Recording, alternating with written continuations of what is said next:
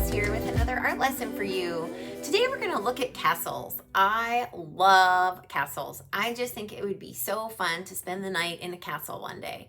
That's on my bucket list. I think they're probably really cold and kind of damp and dark, but that's okay. I still think it'd be super cool. And they probably have lots of ghosts too.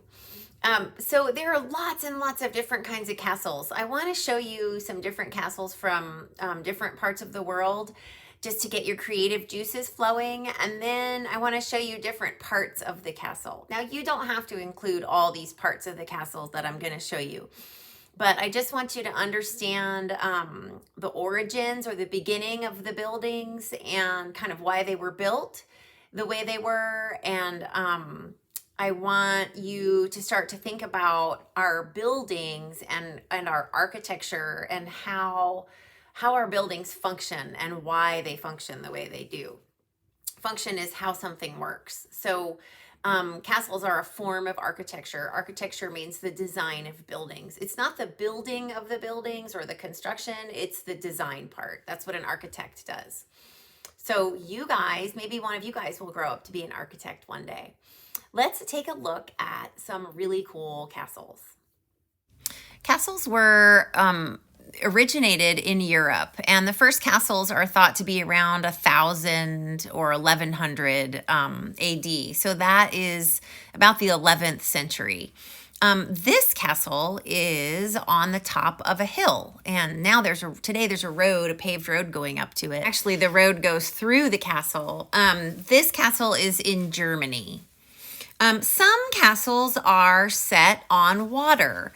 Now, they're set on the top of a hill or with one side or all sides surrounded by water as a defense mechanism, so for protection. Because think about it, if you're going to invade a castle with bows and arrows and cannons and things like that, balls of flaming gas, then you want to have, to protect yourself, you want to have as few areas, ways that you can be bombarded or attacked as possible.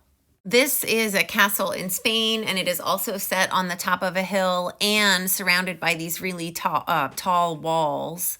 This castle is also using the natural geography where it's built to help it defend itself. The castle keep is also called the donjon, and in French, and it's where a lot of the life happened in the castle. The walls can be as thick as 10 to 15 feet. And this was the most fortified and protected part of the castle. So this is where people slept and where they did all their hanging out and cooking and things like that. The word dungeon comes from the French word donjon. So if there were any prisoners to be kept, they would be kept in the basement or the bottom of the castle keep. There, as you can see, there are also towers here so that people can be on the lookout for anybody trying to break into or invade into the castle. Castles have a well. They needed fresh water source so that people attacking the castle couldn't poison the water. So there would be a well inside the castle or on the castle grounds somewhere. A lot of castles, most castles are surrounded by really tall walls. These are called curtain walls, and these are used to keep people out. If they have a slanted wall called a talus, that made it even harder for people to climb the walls. Talus was built even thicker to prevent it being set on fire or blown up. Battlements are probably the most famous part of a castle. They're those little ridges or notches that are cut out so that people who were shooting bows and arrows at their enemies could hide behind the walled part and then come out and shoot in the open part. They didn't just shoot arrows, they threw rocks and all kinds of things at their enemies. The towers are the tallest part of a castle where people can be on the lookout. Arrow slits or murder holes were places that people would shoot arrows or pour boiling water, tar, boiling oil, anything that they could use as a weapon to harm the invader or the enemy could be poured through this or shot through these holes. Machicolations are parts of the top of a tower that angles out, and they had holes in them so people could, again, shoot arrows or drop stones or something through those. A lot of castles had drawbridges that connected the land to the castle over a moat. Some of the drawbridges could be raised if they needed to. And at the back of the drawbridge leading into the castle is the gate or the portcullis, which could also be lowered really quickly if it needed to. Oftentimes it had points or spikes on the end. The earliest built castles are the simplest. Their forms are simple, and they were originally built out of wood, and then they were later built out of stone. As castles have evolved over time, they've gotten a little bit more, well, a lot more elaborate with more windows and just a lot fancier things like towers and ornamentation on the buildings. They also have drum towers or turrets at the top. So be thinking about what parts of the castle I've introduced you to that you want to include in your drawings. Another thing to think about is the angle that you want to view your castle from. Is your castle going to be on a big lawn? Is it going to be on top of a hill? Where are you going to have your castle setting? This is the same castle, these two slides. It's just one is from the front and one image is from the back. This is the castle that I used as the inspiration for my drawing. Obviously, I didn't draw the whole castle. I just drew like my interpretation of it. And I drew it on a hill with a moat in front of it. I've drawn it already in pencil, but I'm going to go over my pencil lines in oil pastel so you can better see what I did. So here I'm drawing the battlements. That front wall has battlements on it. And then I have lots of towers. I don't know where the keep in this castle would be. It might be that lower building to the left.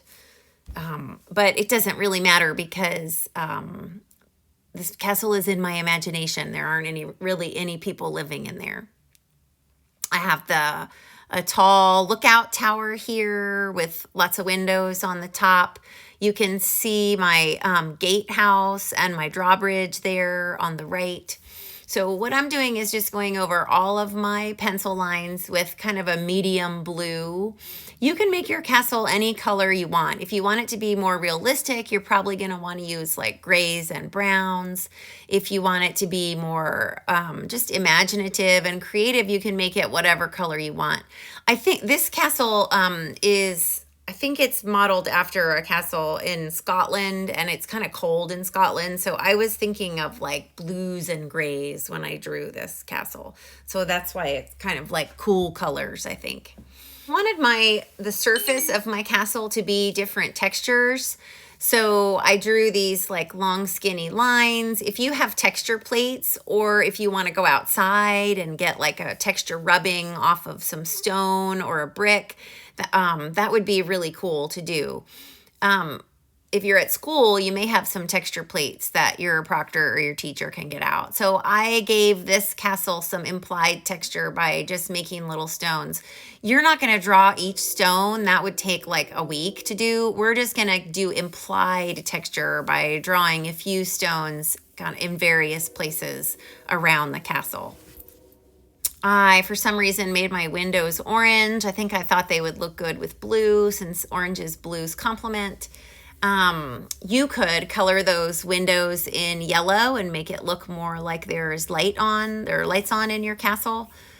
You can do whatever you want to do with your castle. I colored all the roofs of my castle in with oil pastels, and then I'm going to paint the walls of my castle.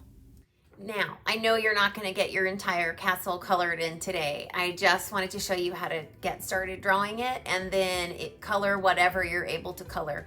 This is a 2-day project, so you've got a whole nother class to finish coloring and to paint your castle. If you want to paint the background behind it or the walls of your castle with watercolor, you can do that next time. I will see you next class, boys and girls.